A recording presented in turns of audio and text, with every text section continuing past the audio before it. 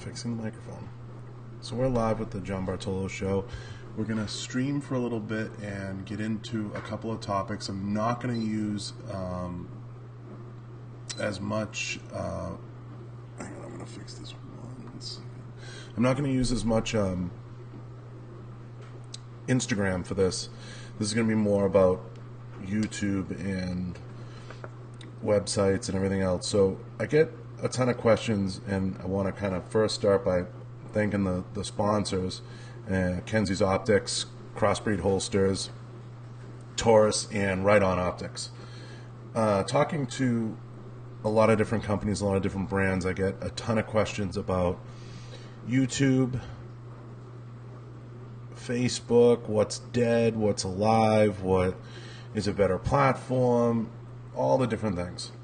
I want to start by saying I am not an expert at all.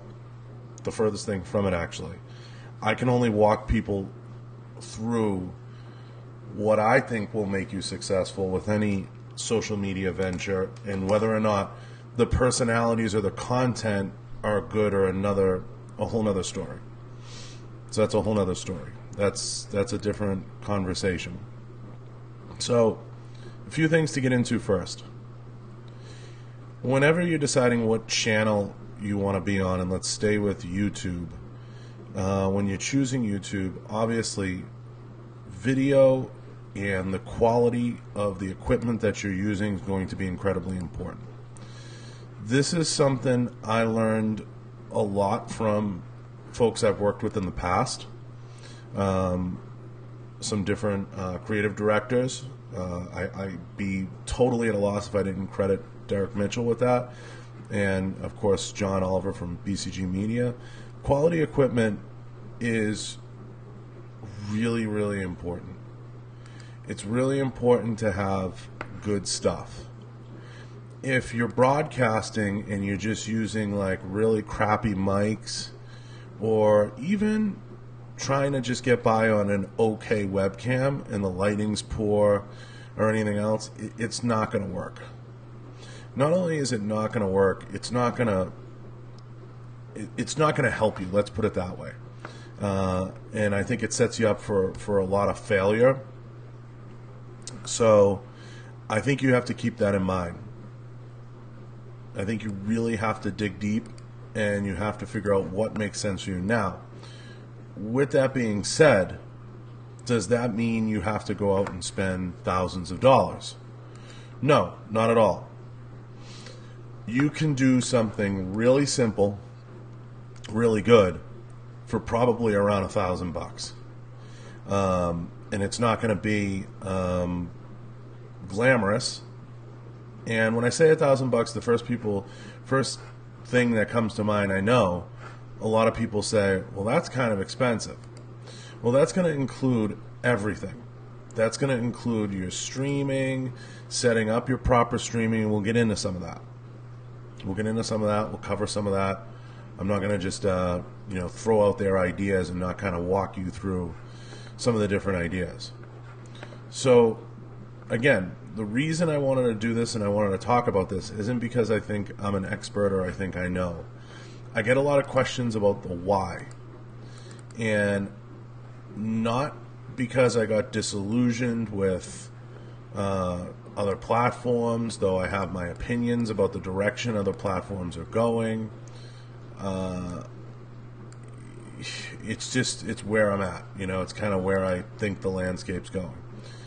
So I have some ideas, and they're nothing more than ideas and concepts.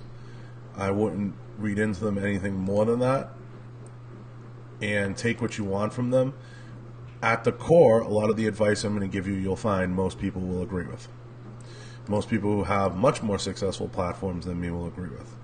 It's not just about this platform. I've run other platforms and done other things at other companies that speak to all these things being successful. And I'm by no means on the level of other folks. So, with that being said, quality equipment is first and foremost. Where to shop. A lot of times you can find really good bundles. Okay? You can bundle your equipment. You can find some good mics. You can find some really good camera equipment used.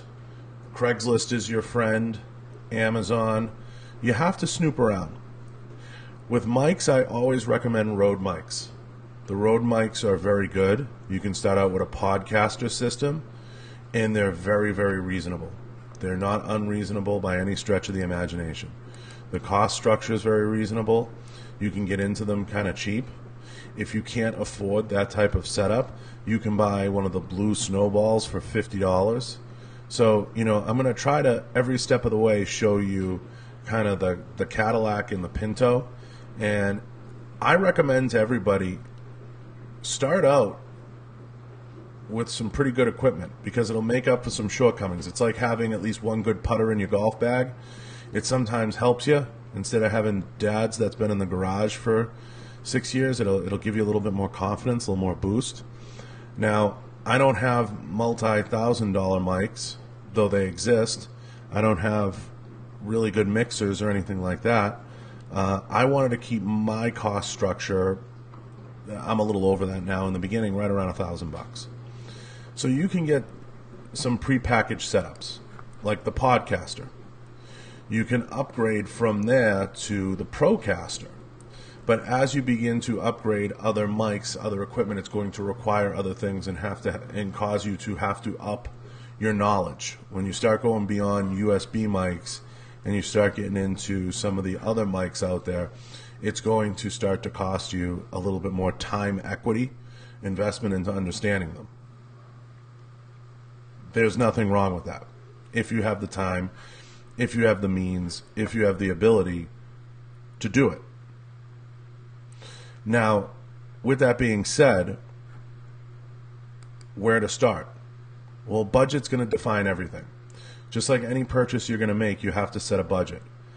I like I said in the very, very beginning, I like to start right around $1,000.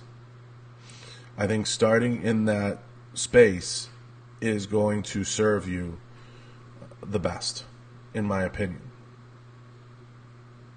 Now, whether or not you have the means for that, you can taper down and stay simple. And if you're going to taper down, I'm staying on mics for a second. I'm staying on mics because your voice is going to be the most important in the beginning, getting your message through. If you're going to taper down, go in increments and build out your setup incrementally. You may want to go and get, just really good mics. I would recommend that over the video. Let your video catch up. Now, if you're on YouTube, people are going to say, oh, but YouTube's, video-based. Yes, but if they can't hear you, that's going to be a major, major, major problem. Almost more so than the visual. So having a quality visual feed is really, really important. But you're going to want to be heard. Because then there's other things. Thank you for the compliment on the backdrop, Samato. But the backdrop was actually a gift from somebody. So you want to kind of think about those things. The reason I harp on the audio over the video is you may not be good for video. You may ultimately say, you know what, this might be better as a podcast or as other thing. So you have to think about those things. But we're going to stay with YouTube for a second. I almost put a greater emphasis on the audio first. Having quality audio, especially when you're going to do sit-down conversational type YouTube, is going to be critical. Even if it's not going to be conversational, it's going to be some field stuff. You want to always get that audio pumped in a quality, best manner possible scenario. So I stay with the audio. Now, as far as my recommendations or my top 3 or whatever you want it to be, and I hope this answers everybody's questions that I get, because I get a lot of them. My top 3 are going with the Rode Podcaster, which is what I'm on now, which I feel for somebody starting out is perfect. It's a great setup. It makes a lot of sense to start there. It's going to run you somewhere between $200 and $300, depending on whether or not you buy used or new, and that's complete with the arm, with everything, with the wires, everything you see. That's complete. And get a headphone setup to go with it. You don't have to have these. These are about $100. So you're there at about $300 to $400 with the headphones, and you're working. If you want to pare it down, the Snowball products, the blue products, are very, very, very good. You can pare down from there. But I would definitely recommend in a conversational type YouTube or stream a quality mic. Now, with that being said, start with the Podcaster. If you can afford and go up to something like the Procaster, and you can go up to that level, and you can afford something like that, that's the type of stuff that's going to start to take your budget to a different level. And what do I mean by taking your budget to another level? A complete setup like that is going to run you a little bit over on the mics than you may want to spend. So the mic alone for that is going to cost you about $229. Now, if you get a complete setup, now you're starting to get into $400 and $500 just on one mic. Just on one mic. So you can see how it can start to get expensive really quickly. So when I throw these numbers around, and that's a mic that's going to require an interface, and it's not going to be a simple setup of plugging it into a USB. Now, is that going to give you such superior quality in the beginning that you have to do that? Not necessarily. Not necessarily. But it does offer some strategic advantages in the way that you're going to broadcast and how you're going to stream, and depending on where you're streaming from and how great the feedback is and all those different things. Those are all things to take into account. Now, my number two, or what I would call my inexpensive setup, your inexpensive setup may eventually morph into your travel setup. So I always like to think of it this way. If I'm going to do it inexpensive, let me start with almost like a travel kit.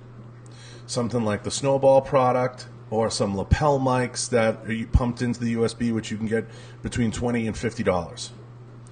So you can spend between $20 and $50 at a Best Buy or online with some good lapel mics and a plug-in system. It's not going to give you the crispy sound that people look for, but it's going to give you a start. And then that setup can become a travel setup. And I think anybody who's streaming or anybody who's in media, I mean, if you're in media in general and you go to a lot of shows and you're bopping around and you're doing a lot of different media, you should definitely have a lapel mic setup. And something like this, I'll show you guys. This is a very inexpensive $20 lapel setup, USB setup, that's a split setup. And look how long this wire is. I mean, I can plug this into a USB and be running, and be up and running and streaming. So you have to think that a setup like this can go anywhere with you. It can be, a multi-purpose setup. But if you start with it, there's nothing wrong with that if you're on a budget. There's nothing wrong with that. There's no problem with that. People will say, oh, well, you're diminishing the quality, blah, blah, blah, blah, blah. I don't necessarily agree. Now, there's all kinds of lapel setups out there.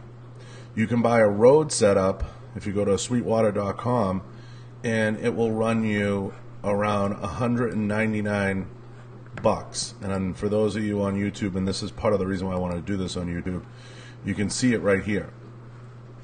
This will run you around 199 bucks. Okay? This is a setup, and I know some of you are tuning in, and this is a really good stream for some folks, especially you Semi-Auto Kid and some of you guys that are in here.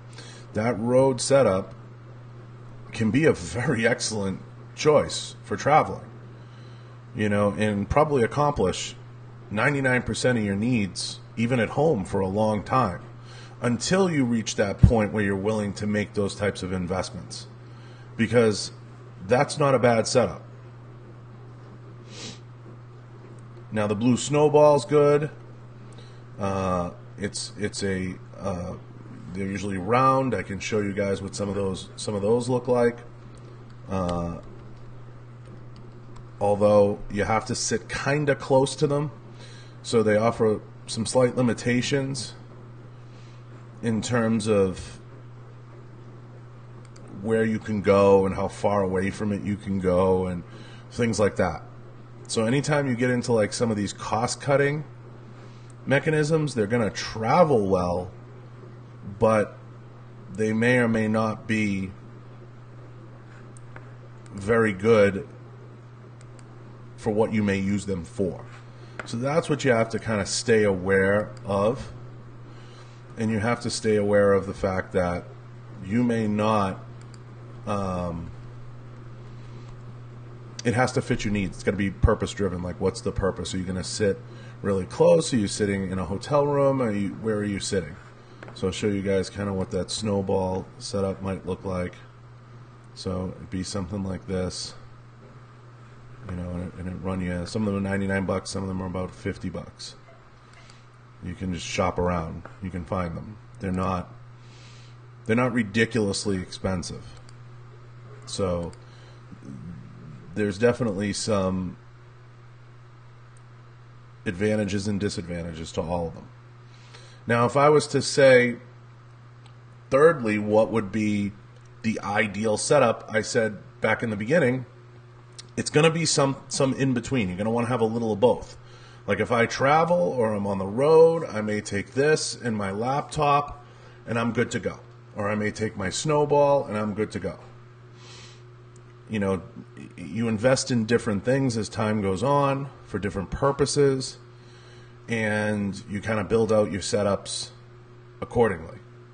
Like, hey, I'm going to take this as a travel setup, or I'm going to take this as a fixed setup at home. And that's where we're going to get into cameras for YouTube. And I'm talking more and speaking from doing a conversational type setup. Okay?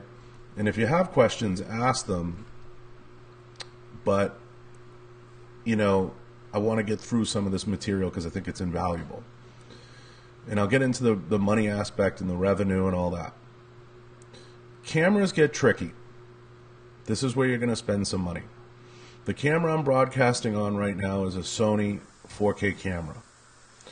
So it's a quality camera. Can you use a webcam? Can you use a webcam 4K?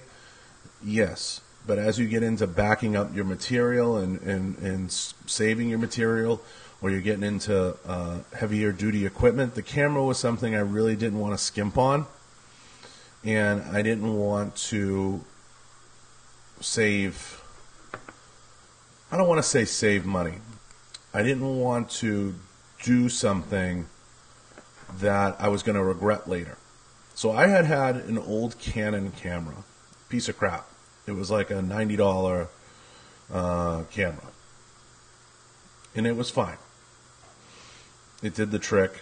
It wasn't, you know, ideal. It wasn't what I wanted. It wasn't the setup I was like striving to have.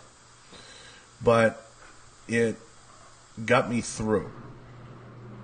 But long term, you want to look at things like 4K camcorders, and nobody does it better than Sony when it comes to camcorders. And I'll pull up and I'll show you on YouTube what something like that might look like and how something like that would play in to your setup. You know, and there's some really good 1080 ones, there's some really good heavy duty ones. It just comes down to what you feel is going to meet your needs, is what's gonna hit the home run for you, and what you can afford. If you can't afford, you know, the best camcorder out there, don't hesitate to get a 1080. Don't hesitate to get something that you can just get by, because you can always use it later as a secondary or backup camera. Now, I know what people are saying, oh, you know, buy once, cry once. Buying once and crying once is great if you can afford to do it. So I'm trying to cater to everybody, and I'll show you here kind of how Sony jumps.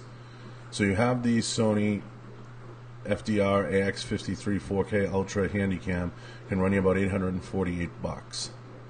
Then you jump to some of these, and they get pretty expensive pretty quick. AX33 is a little more reasonable, and so on and so forth. I would settle on at least an AX33 or something along these lines. You don't need these commercial grade deals here, and these are great to have, but they're commercial grade equipment. If you're not going to be doing a commercial grade type show, you don't necessarily need that. But something like this right here at $698 plus your $300 mic setup, that's going to get you in the game, and that's going to keep you competitive. And then you have to invest in some Joby stands. So, and what do I mean by those? If you want to set your stuff up so it's not falling over and you're not leaning it against, you know, small, like a stack of books or something, like your phone or anything else, you're going to want to invest in some of these Gorilla Pods. These can be super helpful in setting up your system, and they'll run you about $40. I recommend at least one for your phone, maybe, and definitely one for the camera. Okay? Especially if you're going to run a tabletop setup. It's good to have a few of those laying around and have the right shoes for them to set it all up. And they'll work. They'll work anywhere. I try to keep my kit a little bit mobile, a little bit able to go where I need it to go if it has to move. So that covers the mics, that covers mostly the camera. But can you get away with an inexpensive webcam? Yes, you can get a 4K webcam. You can do that. Is that going to hinder your performance or hurt your delivery? Yes and no. Again, now you're getting into pros and cons. It can become a travel system for you. You can use a GoPro. You can use the camera on your laptop. You can use a number of different things to support whatever it is you're trying to do. But you have to recognize its limitations. It's going to have limitations, whatever that is. Now, there's some really good webcams out there if you just search out webcam, okay? And we've all done it. You know, we've looked at cameras. Anybody in media has looked at cameras. You get what you pay for with cameras a lot of times. But there's some great ones. I've heard great stuff about even these Razer webcams with the built-in lighting. There's some of these Logitech ones that are about $100 that can work really well. There's some of these ones that are conference cameras. There's all different kinds that can work. Okay? Some of these little smaller ones, that's $1,000 one, don't go by that. But you can make do with a lot of these different setups. And some of them are in Best Buy, and they're cool to mess around with. The limitation is going to be recording. You're not going to be able to back it up on a disc or on a chip, or you're going to have to probably pipe it into the computer and work out some system. As you progress, in some of the best guys out there, they're really good at making everything almost like its own standalone system. And in making its own standalone system, that's where you get all the what I call redundancies. So like I can back up onto my camera, I can back up onto my mic system by recording it, and I record each of these onto the computer, and I use Restream, and we're going to get to that. How do we feed into the different platforms? I use software called Ecamm Live, and I use a Restreamer, and I use the Ultra Studio Mini Recorder. So I use a mini recorder to splice it. Now, what's a mini recorder? How does that play into all this? So a mini recorder, because I use a product, an Apple product, and I prefer to stream and use Apple products, the mini recorders are what's going to set you up to stream. So the Blackmagic mini recorder is what I use, and I'll show you guys what that looks like. And you can get that for about well, with the wire, you're looking at about $200. So the Blackmagic mini recorder, it's available. I got mine on Amazon, and I'm going to show you. That's $145. And typically with that, you need the Thunder cable so you can stream it in. But Blackmagic mini recorder, Thunderbolt is what I use. So when it's all said and done, $200 for the mini recorder with the Thunderbolt cable, your Joby Gorilla Pods, decent camera, decent mic, you can be at right about $1,000. Now your monthly fees to be doing this and to be streaming this and pumping this in and getting it out there into the blogosphere or YouTube space is what's going to start to cost you a few bucks. Now you can stream directly into YouTube. You can stream directly, work right with YouTube Creator Studio and go right into it. I recommend, at the very least, if you have Facebook, you have Periscope, you have some of these different platforms to utilize them to grow. If they're there, use them. And if you're going to record and you're going to do a tabletop type conversational piece, do it almost as a podcast, where you can put that information out there. So the next question I get a lot is why I chose to incorporate Instagram, because it doesn't really feed into any of these systems, as it's not as integrated. If you use Restreamer and you're using Ecamm, Instagram's kind of like a redheaded stepchild off to the side of all these things. Is I wanted to have it be almost like a Q&A and have it be a little bit question and answer. That was my prerogative. I was playing around with concepts. You don't have to do that, and that's unnecessary. You have to be prepared for your monthly fees if you're going to upgrade to Restream and you're going to upgrade systems. Now, as far as growing the page, people are like, oh, well, you know, it's hard to grow, or, you know, I don't want to have to build out a whole new thing, or whatever. You can grow these at a minimal level fairly easy. I had no intentions of starting this and expecting to have, you know, 1,000 downloads and all of that stuff. I wanted to just play around with concepts that I had. Now, with that being said, is podcasting for everybody? Or is YouTubing for everybody? No, it's not. It's absolutely not. You have to have a content list. You have to have a creative side. You want to have the ability to put out there the quality that you feel is going to be representative of whatever brand building scenario you're in. Now, I see pros and cons in all of these different setups, in all of these different ways of doing it, and all of these different, scenarios. Whether or not one of them makes sense for you is another story. Budget comes into play, and you have to think about this every step of the way. As far as, and I get questions about this, setting up your page.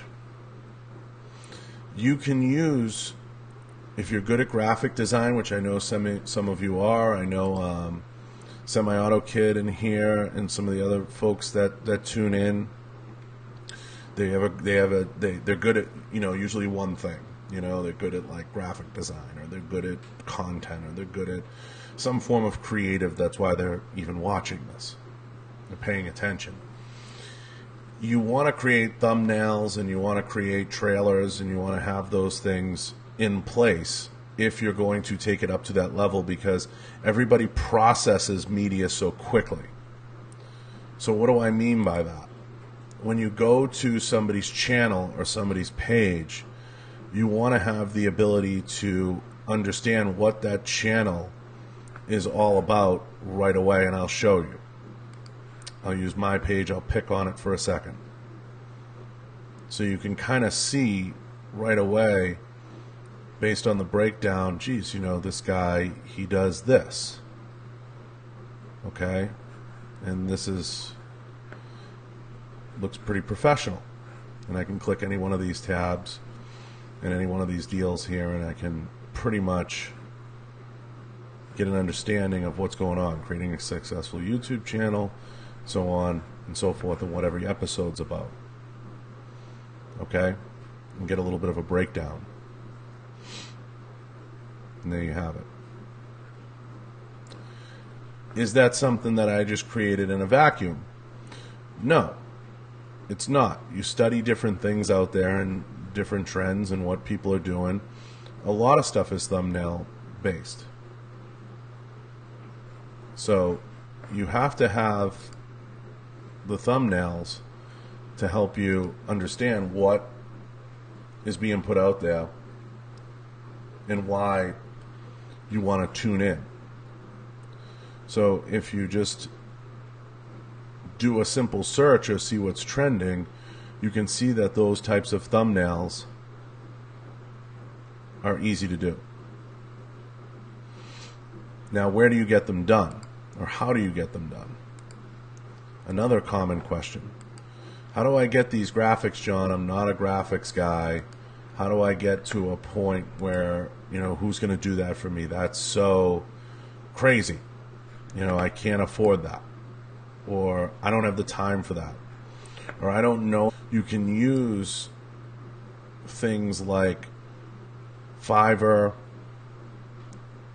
Fiverr is a page that will help you design pretty much anything. Okay? So, and I'm going to show you how that works. So you go over to Fiverr, you type in YouTube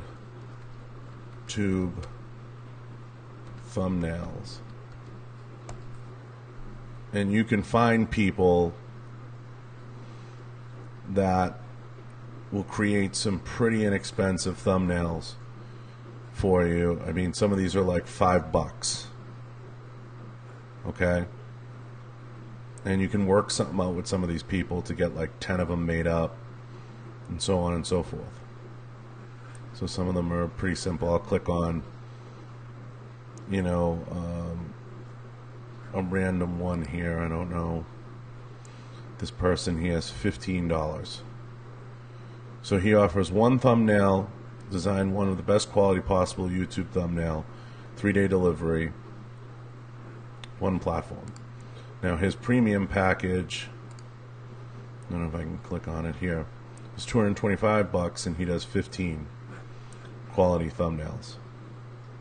Okay? And you can get those cranked out. Do you need those right away? You do not. You don't need them right away. You can get one generic one done in the beginning, or get a handful made in the beginning, and that'll get you by. You can use Fiverr for a YouTube trailer. You can use Fiverr for a number of things. It can be your friend. Now, you must be saying, geez, that gets expensive quick, or I feel like that's getting expensive fast, blah, blah, blah, blah, blah. Well, it doesn't have to be. As I said, you can invest 20, 30, 40, 50 bucks between a banner and some thumbnails and be up and running. And you don't have to go further than that till you feel it dictates it. Now, whether or not you want to start to pump it into being a podcast is a whole nother story. It's a whole nother story. You don't have to do that. You can do that. So that's something you can explore. It's not necessary, but it can be done. You can simply set up a Podbean account or an iTunes podcast account, and that's something, you know, you can look into. Again, it all depends on your preference. It depends what you enjoy. It depends if you feel it's a fit for you. It might not be. It may not be. It just depends on where you're at and where you feel your broadcast is. Okay? If you decide you want to take it to that level, you can use Podbean to set up a page. So here would be an example of Podbean. Okay? And you can notice the downloads here and all the episodes. And you can list sponsors and things like that. Pretty simple, pretty easy stuff. And you can work with people that have experience and are good and quick at setting that stuff up. The next question I get asked all the time is, John, you know, do I need a website? You don't necessarily need a website, though I think it's smart to purchase the domain and to own the website and own the rights to the website. I feel like that protects not only your IP or just you in general, because what if it does take off, and it also gives you another platform to advertise. So you can get a I mean, today you can have websites set up for relatively inexpensive. So here's mine, where I list some of the sponsors, and you have your episodes here, and you have the different pages with clickables here of where people can get access to the different stuff. So it's all pretty simple with a Contact Us tab. Pretty simple stuff. Now, I could get into SEO and the back end of a website and why that's important, and why it's important to put some money into that, and why that makes some sense. And that's all well and good, but those are unnecessary things in the beginning. You don't have to do them. You can, you don't have to. It just depends if that's going to be something that you want to explore. Do you want to get some SEO behind it? And if you're going to do some optimization to the website, it'd be wise to consult with somebody who's a web guy. I use one, but I felt like it was necessary. Now, as far as how you grow it or how you build it, there's a lot of competing philosophies on how to build it and grow it. And I feel and I felt that you can grow a stream or whatever it is that you're doing relatively inexpensively, and I consulted a lot of people on this to get some data and to get some understanding and figure out kind of what made sense. I didn't put a massive budget together. I didn't put like this crazy financial backing behind it, but people said like, oh, you know, you got views or you get this, you get that, you know.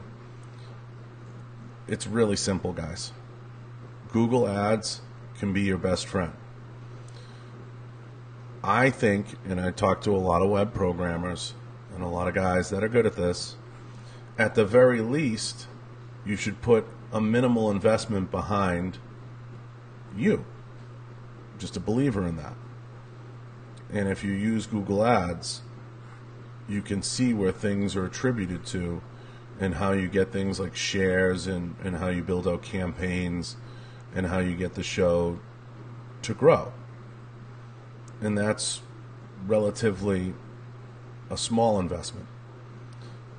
I have right now about 5,000 views and 500,000 impressions attributed to Google Ads. Why? Or, you know, I think, you know, for some reason, I know I do a lot in the firearms business, but some people are like, well, you know, oh, that's, you know, that's stupid, or it's not like organic or whatever. I look at it as more putting your product out there. If you believe in it, you should put it out there. And you should put something behind it, right, to grow it. And I think that that's important. Some people don't, and that's their prerogative. Do what they see fit. I don't make super large investments in it. I actually think I make relatively small ones. So if you start out with a small budget of around $100, you can push your broadcast out there pretty far. And if you have good content, it'll trickle down to your secondary and tertiary clicks on your page. And people will watch different stuff and they'll come back. Now, I've had some struggles with gaining subscribers. The subscribership has grown very slowly, but consistently. And you can study that through your analytics. And you can go to things like YouTube Studio and really pay attention to a lot of the analytics. And I've made mistakes, and I'll talk about some of those mistakes. Some of the mistakes I've made are not doing better with my geography tags and putting the geography in the right places. Okay? And I think that's important. You have to have the geography set, and you have to be able to have the geography in a place where it's poised to grow. So my overview of Google Analytics, or YouTube Analytics rather, is simple. So I have 580,000 minutes of watch time. It goes up and down. About 18,000 views. Only 394 subscribers. That's low. As far as reach, impression, click-through rate, views, unique viewers. Okay. Here's the big one. This is what you want to pay almost the most attention to. I've had this up to 40 minutes in the past. I have about 31 minutes of view time. And I always tell everyone the view time is almost most important. Are people tuning in, and are they staying tuned in? Are they tuning in and are they staying tuned in? Because if you have an hour-long podcast, which most of mine are, and they're leaving, that's bad. That's not good. You want to engage them. You want them to stay. You want them to become sticky and be long-term viewers. So pay attention to your analytics. It'll tell you a lot. YouTube rewards consistency. YouTube rewards consistently backing it up with tags and properly tagging your videos and properly titling your videos, which is something I've worked on a ton of times, over and over and over again. And I feel you can't neglect the back end if you want to be successful. You have to put a lot of time, energy, and effort into building out your back end. So it's really important to pay attention to that stuff. Now, people say, geez, that's so much stuff, I can't learn all that. Well, that might be true.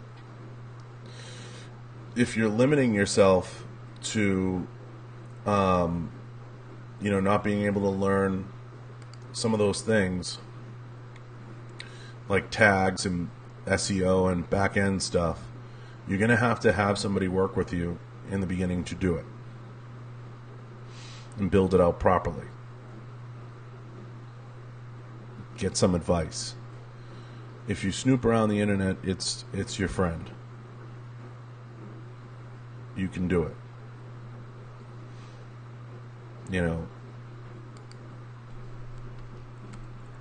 Easy enough. I hope everybody understands that,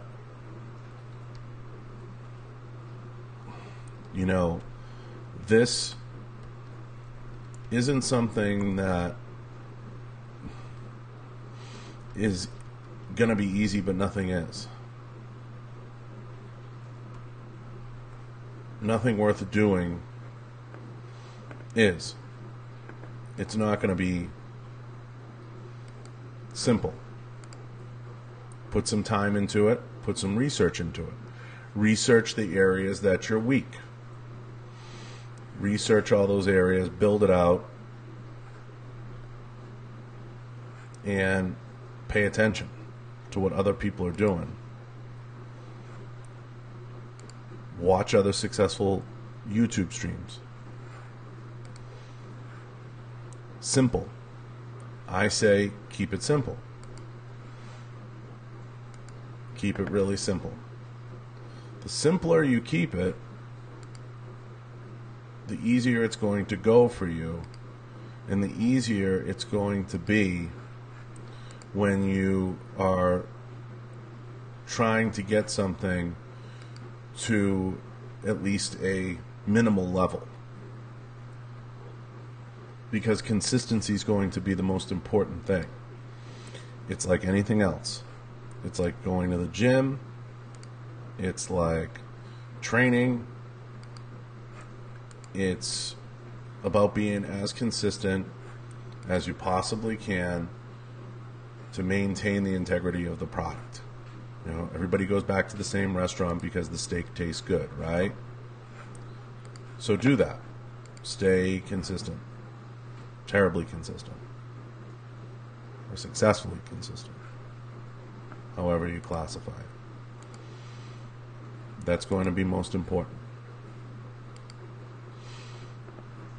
Hopefully, everybody kind of understands where I'm coming from with this and why I think a lot of this makes sense. And a lot of the suggestions I gave you made sense. I wanted to do this so everybody would have some reference and everybody would kind of understand where I was coming up with these ideas. Now, in closing, why have why does this platform make sense, or why does it doesn't make sense for everybody, and it doesn't make sense for everybody to do it this way. This gets into formatting. I chose to do a conversational type format for this because I like answering people's questions, and this format made sense because I get a lot of questions. It doesn't make sense for everybody, but it can make sense for most, just to get it rolling. Down the line, if you want to do different things, you can. You can go out in the field. You can do a number of different things. You just have to understand that if you change the format, you might have to change your equipment.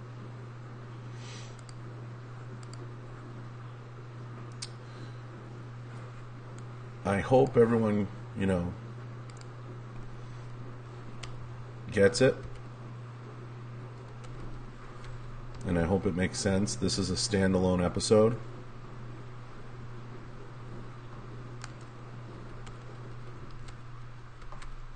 And it should speak for itself.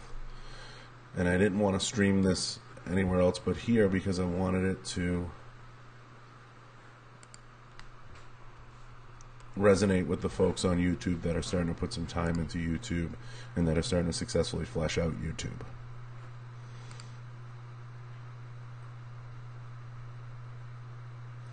If you enjoy it and you think it's good for you, tap the thumbs up. Please subscribe. Please share. Take a minute to share it. Take a minute to leave a comment. Like and subscribe and share. If anyone has any questions, leave them down in the comments section. I'll do my best to answer them. And I appreciate you guys. I appreciate everybody tuning in. And hopefully this gives you at least a front end to all this. And I'm sure there'll be more questions on the back end. I'll talk to you guys soon. And thank you to all the sponsors. Kenzies Optics, Riton Optics, Taurus USA, and of course Crossbreed Holsters. Check them all out. Check out the website. Check out iTunes. Please leave a review on iTunes. If you haven't left a review on iTunes, please go ahead and leave a 5-star review. I greatly appreciate it when you guys do. I do my best to read every single comment, every review. It means a lot when you guys do that stuff. I can't thank you guys enough for the time and for making the effort. It's overwhelming, the success that it's had, and it means a ton to me. So I appreciate you guys for that. And I'll do a whole separate episode on the importance of reviews and the importance of downloads and things like that, and making sure that you guys get all of those things cranking, especially when you're starting out. When you're starting out, you want to get as much bandwidth behind your YouTube or your podcast or whatever it is that you're starting, whatever it is that you're trying to start. The more you can put,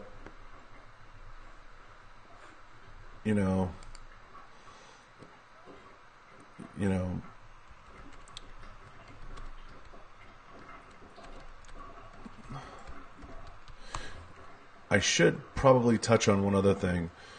Internet connection. Make sure you have a quality internet connection. Your stream will go down. You will have streaming issues at times. Please, please, please take a moment to make sure that you have a strong internet connection. You can test the signal. You can adjust the signal. You can sometimes strengthen the signal by calling your provider, figure out what you're on. I want to make sure I hit everything. I'm going through my checklist. I feel like I touched on everything. And take notes. Go back and listen to your first episodes and practice. Practice is going to make perfect. You become a better conversationalist. You'll become a better interviewer. You'll become a better Q&A person if this is the format you go with. If you're going to do field stuff on the fly, I always say I live by a philosophy. If you're bad, play fast. If you're worse, play faster. So do quick stuff. Quick. 15, 20-minute interviews, things like that. I will be back on tonight. Hopefully you guys enjoy this. Hopefully this made some sense to y'all. And I will talk to you guys soon. We're out.